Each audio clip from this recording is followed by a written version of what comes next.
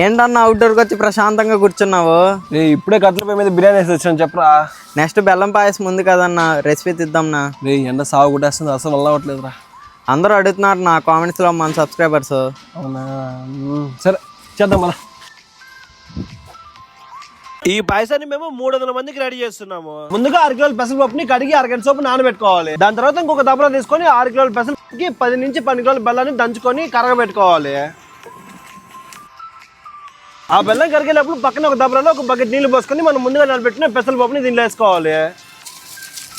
ఒక పక్కన పెసరపప్పు, ఇంకో పక్కన బెల్లం కరుగుతుంది. ఈ లోపల మనము ఒక సాస్పాన్ లోకి నెయ్యి, ఎండు ద్రాక్ష, కాజు వేసుకొని లైట్ గా రోస్ట్ చేసి పక్కన పెట్టుకోవాలి.